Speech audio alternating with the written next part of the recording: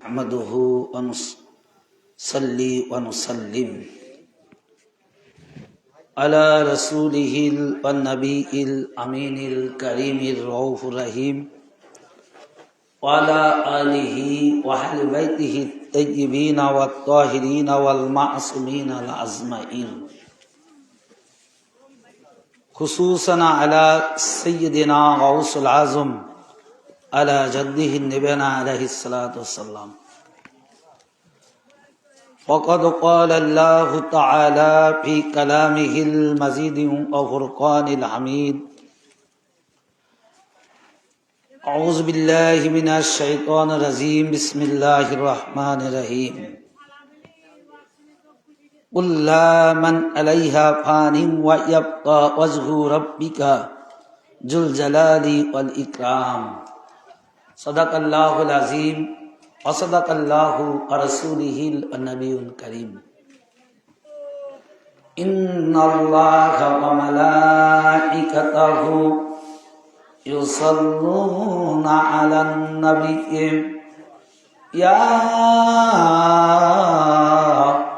अय्युहल्लज़ीना आमनू सल्लू अलैहि वसल्लिमू तस्लीमा अल्लाहुम्मा सल्लि अला सय्यिदिना मौलाना मुहम्मद व अला आलि सय्यिदिना शाफियाना मुहम्मद कौन है उन के बराबर या अली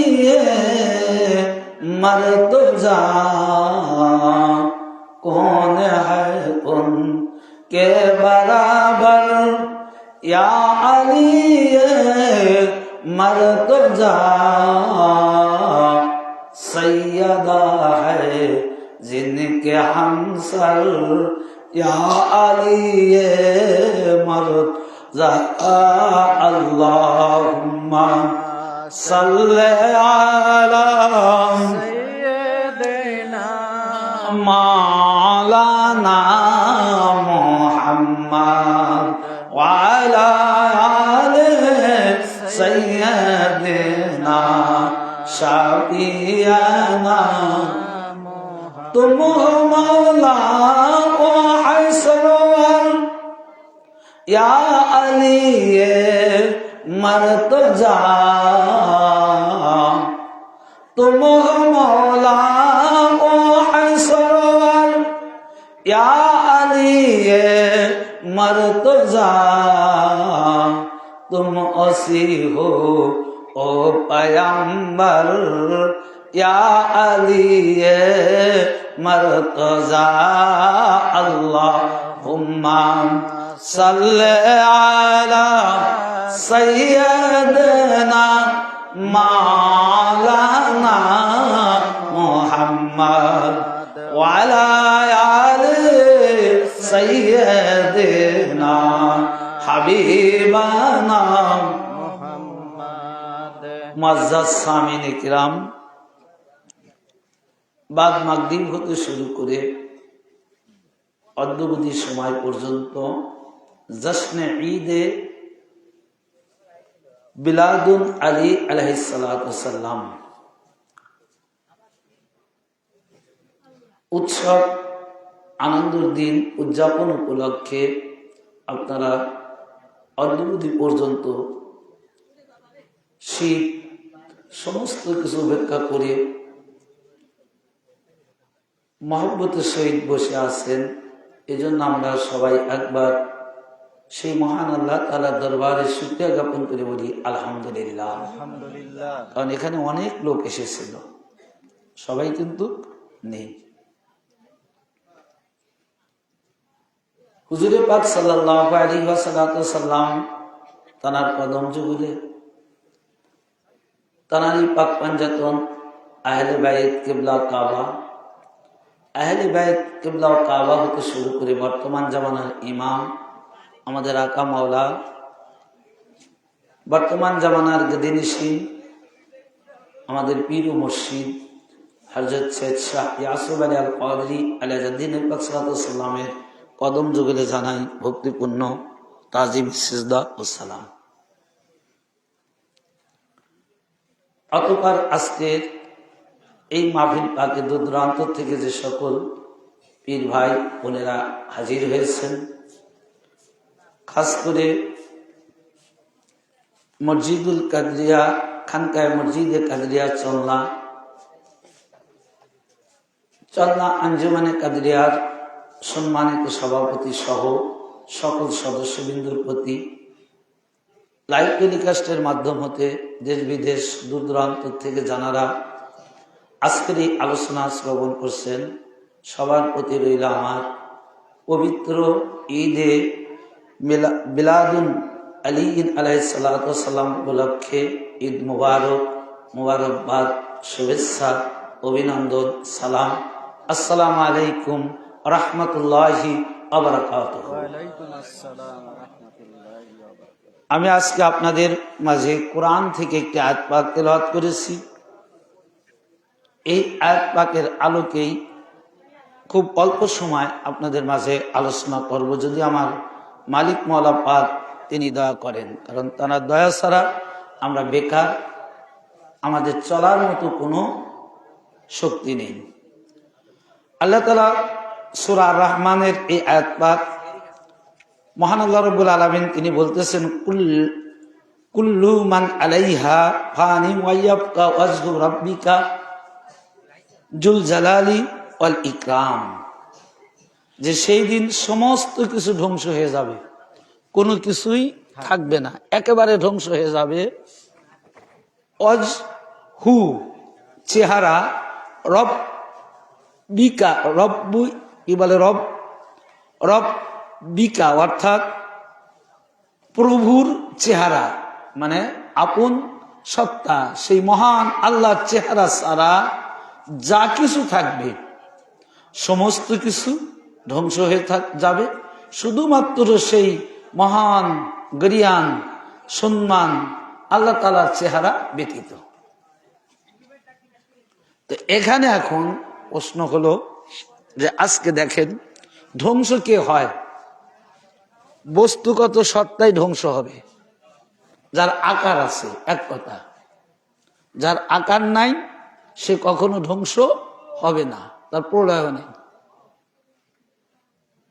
তো এখন হ্যাঁ, আকার ছাড়াও আছে, আবার অনেকে বলবে যে আকার নাই, বাতাসের তো আকার নাই, কারণ বাতাস অনুভব করা যায়, তার কিন্তু চেহারা কেমন এটা কিন্তু দেখা যায় না।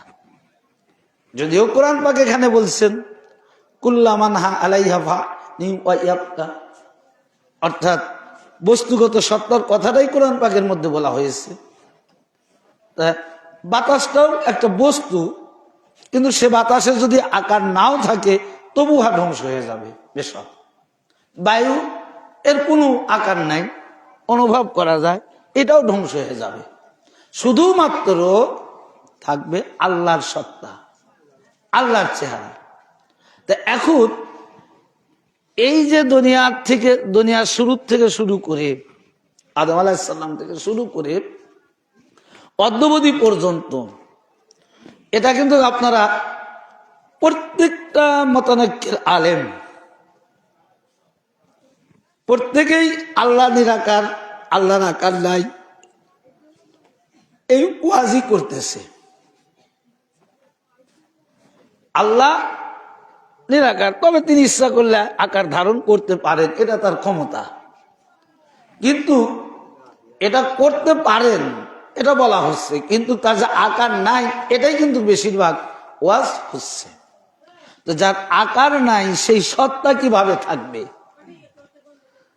ওয়াজহু রাব্বিকা যুল জালালি ওয়াল ইকরাম, এই যে প্রভুর চেহারাটা থাকবে, সমস্ত কিছু ধ্বংস হয়ে যাবে, কিন্তু আল্লাহর চেহারা ব্যতীত একটা বস্তুই ধ্বংস হবে না। এই দুনিয়াটা কিয়ামত হয়ে যাবে, এই দুনিয়াটা একেবারে নিঃশেষ হয়ে যাবে। প্রথমে জমিন ধ্বংস হবে, তারপরে এই কি বলে জমিনে যতগুলো মাকলুকাত আছে সকল মাকলুকাত ধ্বংস হবে, তারপরে জমিন ধ্বংস হবে, তারপরে আসমান ধ্বংস হয়ে যাবে। এক কথা কোনো কিছুই থাকবে না, থাকবে আল্লাহর চেহারা। তো আল্লাহর চেহারা থাকবে, এটা কেমন ভাবে থাকবে এবং কোন সূরতে থাকবে? যে আল্লাহর যে চেহারা আছে এটা যে ধ্বংস হবে না। ওয়াজহু রাব্বিকা যুল জালালি ওয়াল ইকরাম, যে আপনার প্রভুর চেহারা ছাড়া, ওয়াজহু মানে চেহারা, মুখমণ্ডল, রাব্বিকা মানে আপনার প্রভুর মুখমণ্ডল ছাড়া, আপনার প্রভুর চেহারা ছাড়া এই পৃথিবীর সমস্ত কিছু ধ্বংস হয়ে যাবে। তো এই প্রভুর চেহারাটা কার মধ্যে থাকবে? এটাই কিন্তু আজ এই ওয়াজগুলো আমাদের মাঝে কিন্তু করা হয় না।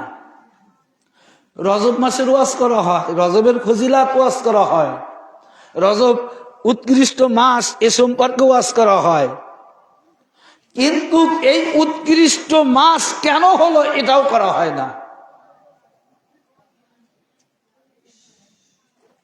তো এখন আসুন যে আমি এই ওয়াজহু রাব্বিকা যুল জালালি ওয়াল ইকরাম, আমার ভাইরা,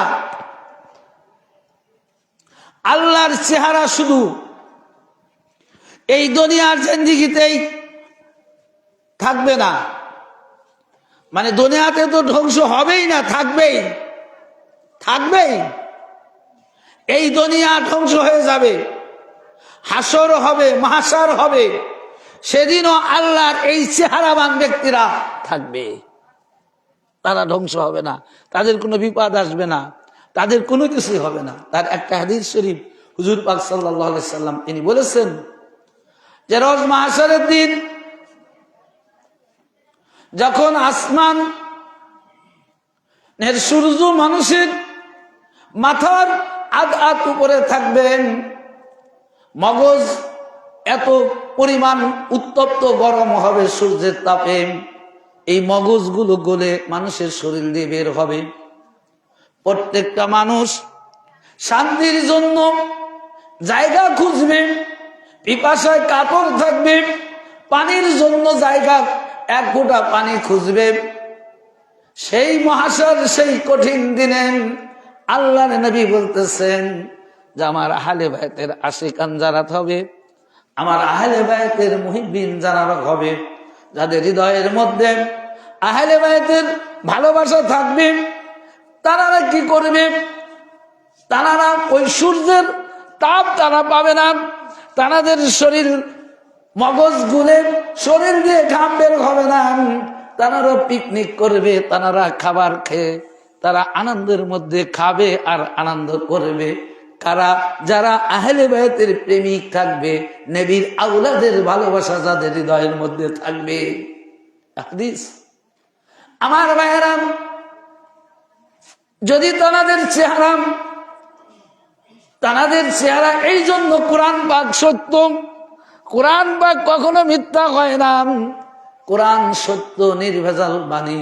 প্রথমেই আল্লাহ তাআলা কোরআন সম্পর্কে চ্যালেঞ্জ করে দিয়েছেন, আলিফ লাম মিম যালিকাল কিতাবু লা রাইবা ফি। কোরআন এমন একটা কিতাব যে কিতাবের মধ্যে কোনো সন্দেহ নেই, নির্ভেজাল একটা কিতাব, একমাত্র আল্লাহর পক্ষ থেকে এই কোরআনুল কারীম, যার মধ্যে কোনো রকমের সন্দেহ নাই, ভেজাল নাই। সুতরাং ওই কোরআন পাকে সূরা আর রহমানের মধ্যে বলছে ওয়াজহু রাব্বিকা যুল জালালি ওয়াল ইকরাম। এই কোরআনের মধ্যে বলা হয়েছে আল্লাহর চেহারা থাকবে, আল্লাহর সত্তা থাকবে। সুতরাং এটা বেশক, এই কথার মধ্যে কোনো সন্দেহ নেই, এটা নির্ভেজাল বাণী, একবারে সত্য বাণী। এই বাণীর সে কোনো শ্রেষ্ঠ বাণী আর নেই। সুতরাং এই দিনেও যখন থাকবে, অর্থাৎ সেই সত্য আল্লাহর সেই চেহারাগুলো ধ্বংস হবে না। ওই চেহারা, যে চেহারার মধ্যে যে চেহারা আল্লাহর চেহারা হবে, তানাদের চেহারা রাসূল পাক থেকে শুরু করে বর্তমান জামানা পর্যন্ত রাসূল পাক, মাওলায়ে কায়নাত পাক মা খাতুনে জান্নাত আতহার পাক তানার দুই শাহজাদা ইমাম হাসান এবং হুসাইন, তানাদের থেকে এই পর্যন্ত যত আওলাদের রাসূল এই জামানার বাদশা হয়েছে, ওই তানাদের মধ্যেই আল্লাহর চেহারা বিরাজমান থাকবে। তানারা কখনো ধ্বংস হবে না, তানাদের কোনো প্রলয় নেই, তানাদের কোনো ধ্বংস নেই, ক্ষতি নেই, কিছুই নেই। সুতরাং ওই চেহারা অবশিষ্ট থাকবে, আর ওর মধ্যেই আল্লাহর প্রকাশ থাকবে। আল্লাহর প্রকাশ যে চেহারার মধ্যে থাকবে ওটাই হবে আল্লাহর চেহারা। ওয়াজহু রাব্বিকা, ওটাই আল্লাহর চেহারা, আপনার প্রভুর চেহারা, তামাম কুল কায়নাতের সকল মানুষের চেহারা, ওই সত্তার চেহারা, সেটার মধ্যে আল্লাহ প্রকাশ হয়। সেটা হলো আওলাদের রাসূল জামানার ইমাম। যে চেহারা কি, এই সত্য ওয়াজগুলো কিন্তু করবে না যে আসলে আল্লাহ চেহারা থাকবে, কার মধ্যে থাকবে, এমনি এমনি থাকবে না।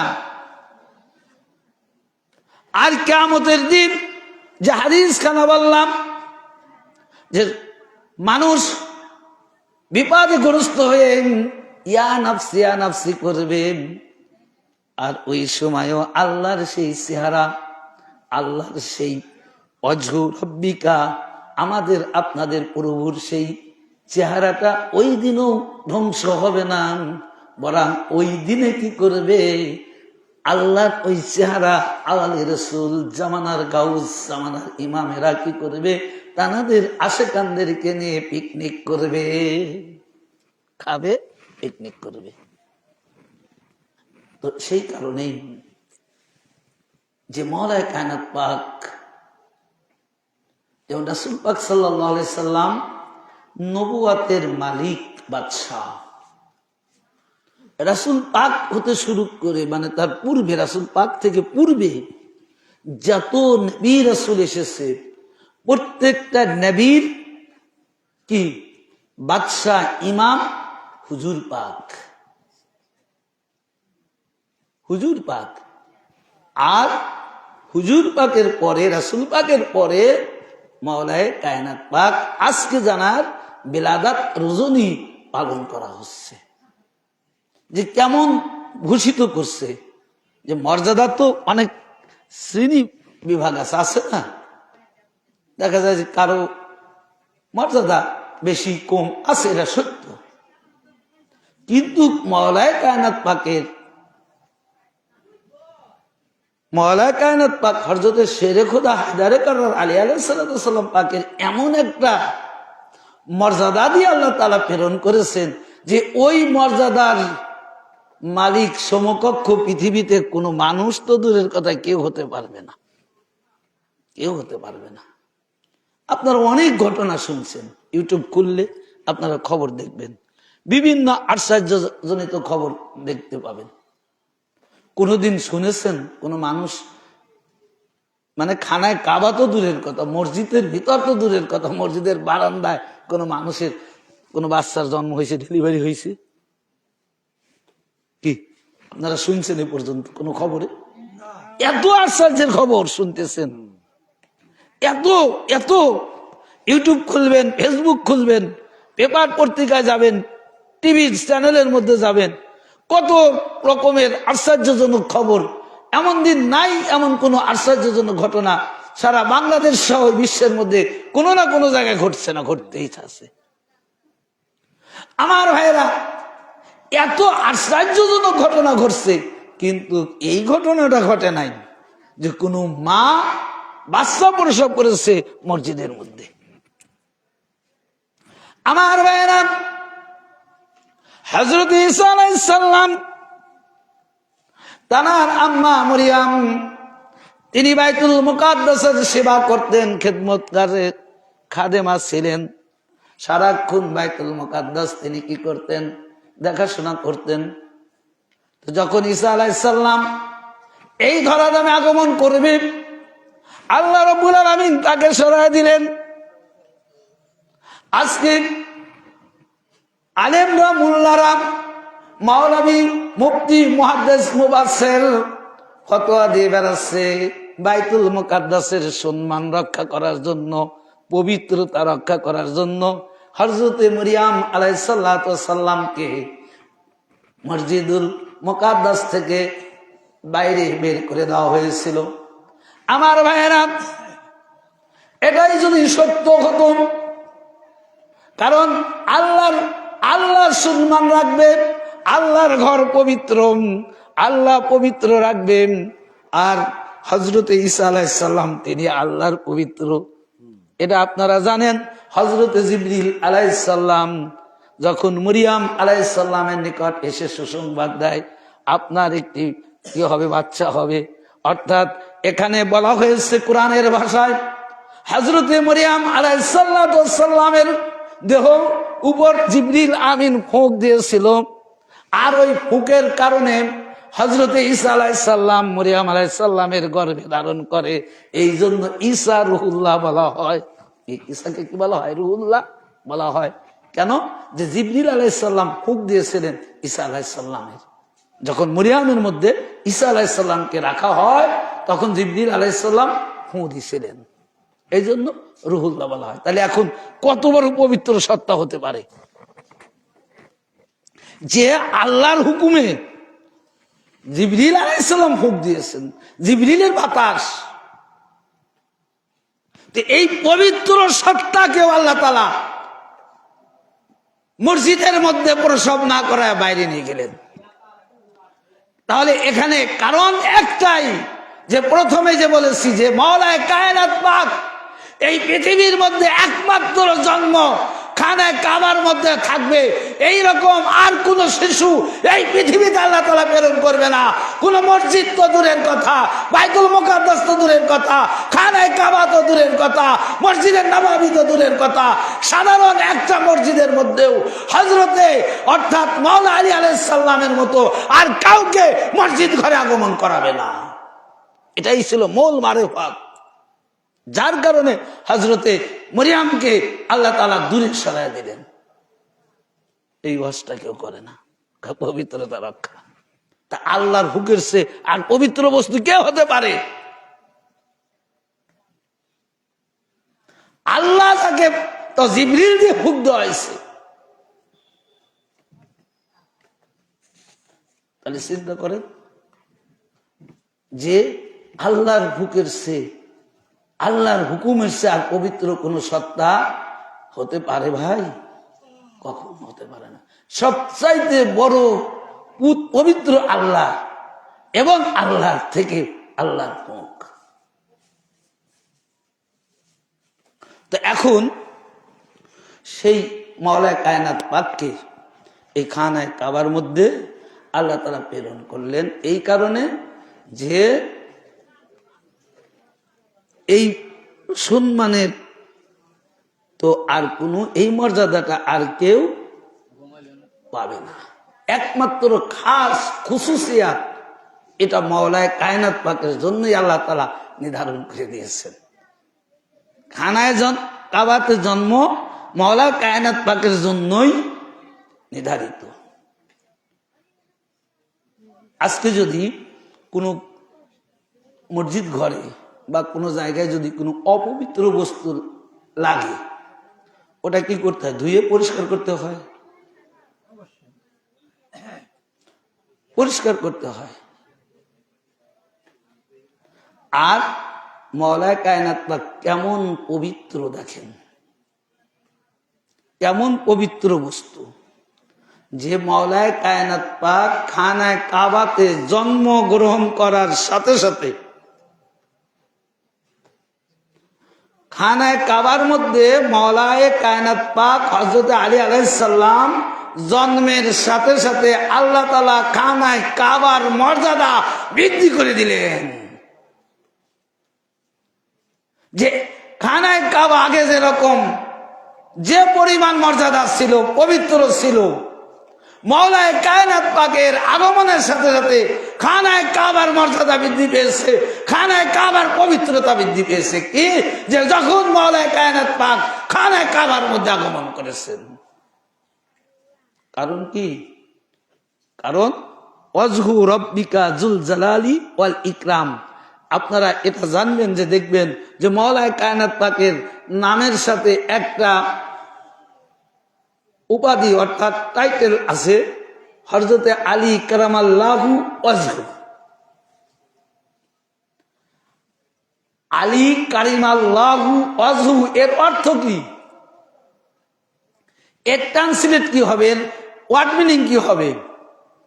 কারামান মানে সম্মানিত, কারামাল্লাহু মানে আল্লাহর সম্মানিত, আল্লাহর সম্মানে ভূষিত, ওয়াজহু মানে চেহারা, অর্থাৎ মাওলানা কায়নাত পাকের চেহারা আল্লাহর চেহারার সাথে, আল্লাহর চেহারার সম্মানের সাথে ভূষিত করে আপনারাই নামকরণ করছেন। হর মতনকের মুফাসসির, মুফতি বলেন, তাফসীর কারক বলেন, মুফাসসির বলেন, মুহাদ্দিস বলেন, যে কোনো জ্ঞানী লোক কেন এটা কিন্তু বলে হযরত আলী কারামাল্লাহু ওয়াজহুল কারীম, এটা কিন্তু বলে। কেন? যে কারিমাল্লাহু মানে আল্লাহর সম্মানিত, আল্লাহর মর্যাদায় ভূষিত, ওয়াজহু মানে চেহারা, আল্লাহর চেহারা, আল্লাহর মর্যাদা, আল্লাহর শানে। তো সেই মাওলানা কায়নাত পাক তিনি অপবিত্র হতে পারে ভাই? কোরআন পাকের মধ্যে আল্লাহ তাআলা আহলে বায়তের শানে আয়াত পাক নাযিল করেছেন, পবিত্রতা ঘোষণা করে দিয়েছেন। আল্লাহ বাণী, ইন্নামা ইরিদুল্লাহু লিইয়ুযহিবা আনকুম রিজসা ইয়া আহলাল বাইত ওয়া ইউতহিরকুম তাতহীরা। এটা আল্লাহ বলেছেন। ভাই আল্লাহ যেটা করবেন, আল্লাহ যেটা বলছেন, এর উপরে যারা নিজেরা মন গড়া মতন নিজেদের মতের উপর যারা ফতোয়া দিবে, তারা কি আর মুসলমান থাকবে? আল্লাহর বান্দা থাকবে? আল্লাহর আনুগত্য হবে? আর আল্লাহ বলে পবিত্র, আর মুফতি মুফাসসির মুহাদ্দিস বলছে অপবিত্র। নাউযুবিল্লাহ। আল্লাহ বলতেছে পবিত্র, ইন্নামা নিশ্চয়ই। তাও কেমন? যে ইন্নামা মানে তাগিদের শিখা জাগাচ্ছে যে অবশ্যই। এখন যদি আমি এখানে দাওয়াত নেওয়ার সময় যদি বলতাম, উদাহরণ, ভাই আপনারা তো দাওয়াত দিলেন, আমি যাইতেও পারি নাও পারি, তাহলে আমার আসা না আসা দুটি কি সম্ভাবনা থাকতো। আসলেও আসতে পারি, না আসলেও না আসতে পারি। আপনারা সেইভাবে কাজ করতেন। আর যদি আমি বলতাম অবশ্যই যাব, অবশ্যই যাব, তখনকার কোনো সন্দেহ থাকতো যে মাওলানা আসবে না, বা যে কেই হোক আসবে না, সন্দেহ কি? তা আল্লাহ রাব্বুল আলামিন ইন্নামা ইরিদুল্লাহ, নিশ্চয়ই আল্লাহ তাআলা চান। তো আল্লাহ যেটা চান সেটা কি হয় না? নাকি আল্লাহর চাওয়া আল্লাহ পূরণ করতে পারে না? নাউযুবিল্লাহ। আল্লাহ চাচ্ছে, তাও ইন্না দিয়ে অবশ্যই, নিশ্চয়ই, এর মধ্যে কোনো সন্দেহ নেই। তো সেই জায়গা আমরা মুফতি হয়ে মুহাদ্দিস হয়ে সন্দেহ করে ফেলছি। রাসূল আমাদের মতো মানুষ, তিনি গলে পচে গেছে। নাউযুবিল্লাহ। আমার ভাইরা, মাওলানা কায়নাত পাক, পাক পাঞ্জাতনে নূর পাক, স্বয়ং আদম আলাইহিস সালাতু ওয়াস সালাম সর্বপ্রথমে যখন চোখ খুলেছেন আরশে আজিমের দিকে, তখন এই পাক পাঞ্জাতনের 5টা নূর পাকের সাথে তার প্রথমে সাক্ষাৎ হয়েছে। আল্লাহকে জিজ্ঞাসা করল, ইয়া রব্বুল আলামিন, আপনি আমার পূর্বে কাউকে সৃষ্টি করেননি, আজকে আমি 5টা নূর দেখছি, এরা কারা? আল্লাহ বললেন, আমার দোস্ত, আমার মাহবুব হযরতে মুহাম্মদ মুস্তাফা। মাওলানা কায়নাত পাক এক এক করে পরিচয় দিলেন। নিজের নাম থেকে যে নামগুলো রেখেছেন, সেই নামের সাথে এক একটা নূর পাক সিজদা অবনত অবস্থায় দেখলেন। তো আল্লাহ যাদেরকে সৃষ্টির পূর্বে সৃষ্টি করেছেন, কত আগে সৃষ্টি করেছে, এটা কেউ বলতে পারে না। এটা একমাত্র আল্লাহ, আল্লাহর নবী ভালো জানে। এখানেই শুধু তাই নয়, আজকে যখন আল্লাহ রাব্বুল আলামিন তিনি যখন সৃষ্টি হবে, প্রকাশ পাবে, প্রকাশের ইচ্ছা ইরাদা করলেন, সঙ্গে সঙ্গে আল্লাহ নূর থেকে একটা নূর আলাদা হলো। ওই নূরটা আর কোনো কিছুই দেখতে পায় নাই, কাউকে দেখতে পায় নাই, ডান নাই বাম নাই, উপর নাই নিচ নাই, কোনো কিছু নাই, একটা নূর আল্লাহ আর একটা নূর, নূরে মুহাম্মদ।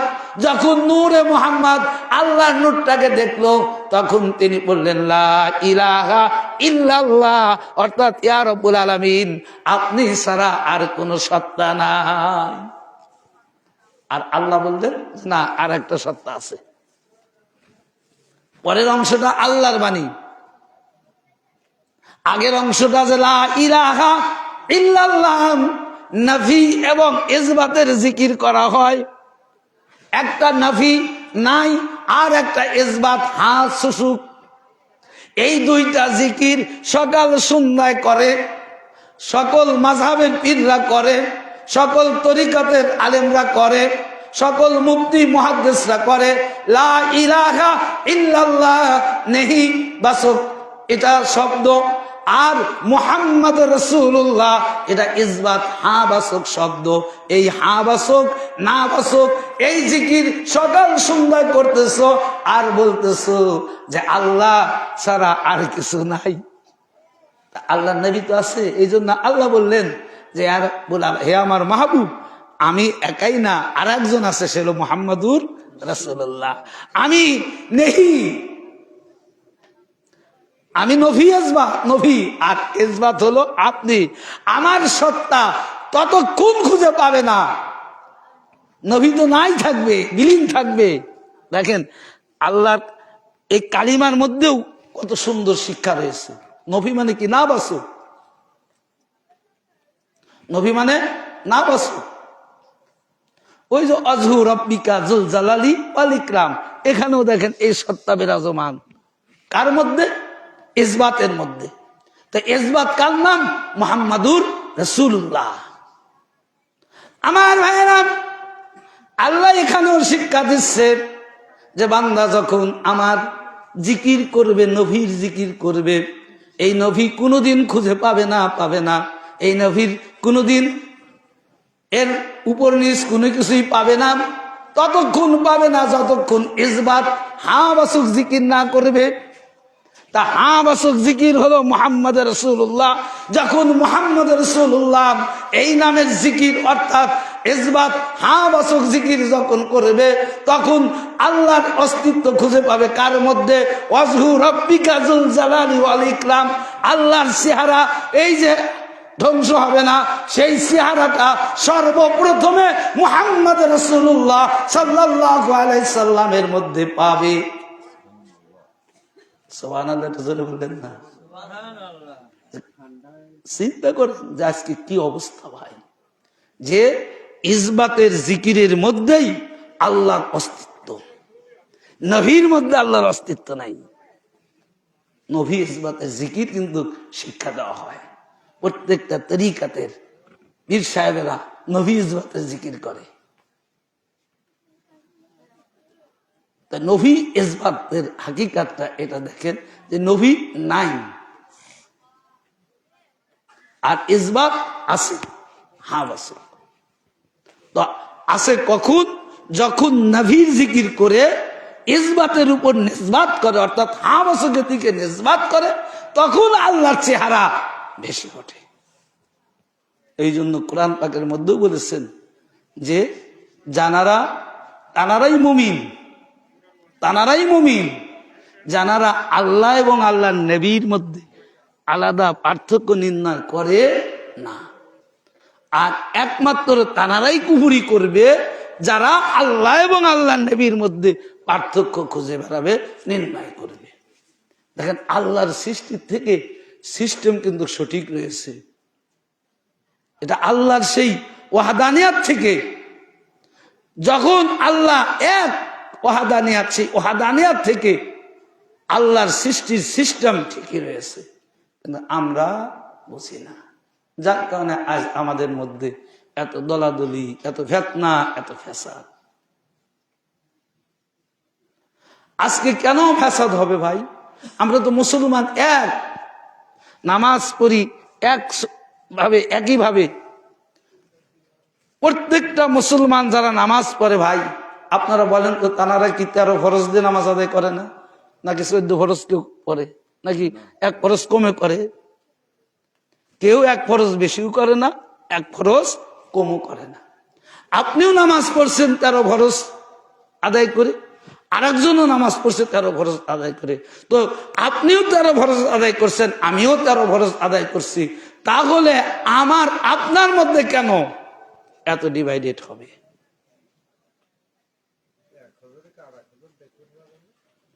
কেন এত ডিভাইডেড হবে?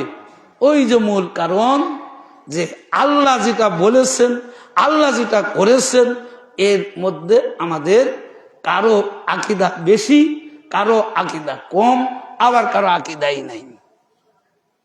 নফিজ বলেন শেষেও দেখেন নামাজের মধ্যে আমরা শেষ বৈঠকে একটা দরুদ শরীফ পাঠ করি, পড়ি কিনা ভাই? এখানে দেখেন আলে রসুলের উপর দরুদ পাঠ করতেছি, গায়রুল্লাহ জিকির না করলে নামাজ হচ্ছে না, অথচ গায়রুল্লাহকে স্মরণ করলে নামাজ তো হারাম হবেই, আপনি মুশরিক হয়ে যাবেন। তো এখানে কেন গায়রুল্লাহকে কেন স্মরণ করছেন নামাজের মধ্যে? এটাও ফরজ। দরুদ ইব্রাহিম, যেটা বাংলা ভাষায় সবাই বলে যে দরুদ ইব্রাহিম, আল্লাহুম্মা সাল্লি আলা মুহাম্মাদিন ওয়া আলা আলে মুহাম্মাদ। আল্লাহর রাহে নামাজে দাঁড়াইছেন, আমরা কিন্তু কেউ আল্লাহকে দেখি নাই, উনি কেমন তা জানিও না, মানে নফি। এখন নামাজের মধ্যেও ইসবাত আসতে হবে, হাবাসক আসতে হবে। যতক্ষণ পর্যন্ত আপনার আমার নামাজের মধ্যে হাবাসক না আসবে, ততক্ষণ নামাজ পরিপূর্ণভাবে কায়েম হবে না। তো এই হাবাসক কি? যে আল্লাহুম্মা সাল্লি আলা মুহাম্মাদিন ওয়া আলা আলে মুহাম্মাদ, যে আগে মুহাম্মদ যেরকম প্রথমে লা ইলাহা ইল্লাল্লাহ নবী মুহাম্মদ রাসূলুল্লাহ ইসবাত হয়ে গেল, লা ইলাহা ইল্লাল্লাহ নবী আর মুহাম্মদ রাসূলুল্লাহ এটা ইসবাত হয়ে গেল। তো ইসবাতের মাধ্যমে আল্লাহর প্রকাশ। তো আল্লাহুম্মা সাল্লি আলা মুহাম্মাদিন ওয়া আলা আলে মুহাম্মাদ, আপনি সারাক্ষণ আল্লাহর জিকির করছেন, আল্লাহর কালাম পড়ছেন, আল্লাহর প্রশংসা করছেন, কিন্তু আপনার প্রশংসা, আপনার জিকির সমস্ত কিছু নবীর মধ্যে থাকলো। আর এই নবী যখন আপনার এই নবী থেকে যাবে, যখন আপনি আলে মুহাম্মাদের উপর দরুদ করবেন, তখন আপনার নামাজ ইসবাত হাবাসকের দিকে চলে আসলো। চিন্তা করছেন যে আলা আলে মুহাম্মদ, আর এই আলে মুহাম্মাদের মাধ্যমেই ওয়াজহু রাব্বিকা যুল জালালি ওয়াল ইকরাম, এই যে আল্লাহর চেহারা, আল্লাহর চেহারা মানে ধ্বংস হবে না, থেকে যাবে। এটাই হলো আওলাদের রসুল, রসুল পাকের আওলাদের বংশের মধ্য দিয়ে। এই জন্য নামাজের শেষে আলে মুহাম্মাদের দুরূদ আমাদের প্রত্যেকেরই পড়তে হয়। আর এই নামাজ কায়েম করার জন্য প্রত্যেকটা মুসলমান নামাজির একবারের জন্য হলেও আলে রসুলের দেখে নেওয়া জরুরি, কারণ না দেখলে তো চেহারা আসবে না, এই জন্য দেখে নিতে হয়। আজকের এই পবিত্র ওয়াজ মাহফিলের প্রধান বক্তা, প্রধান মেহমান তিনি এসে গেছেন। তো যাই হোক, অল্প সময়ের মধ্যে যে আলোচনাটুকু করলাম, আমরা চেষ্টা করব এই আলোচনাগুলো মাফিক নিজেদের জীবন পরিচালনা করার। মহান আল্লাহ রাব্বুল আলামিন আমাদের আপনাদের সবাইকে তৌফিক আতা ফরমাক, আমরা যেন প্রত্যেকেই আলে রসুল আহলে বাইত পাক পাঞ্জাতনের অনুসারী হয়ে মাওলায়ে কায়নাত পাক তানার কদম পাকের ধুলিকণা হয়ে এই দুনিয়ার জিন্দেগির থেকে শেষ বিদায় নিতে পারি। সবাই বলুন আমিন। আমা তৌফিক ইল্লা বিল্লাহ। আসসালামু আলাইকুম ওয়া রাহমাতুল্লাহি ওয়া বারাকাতুহু।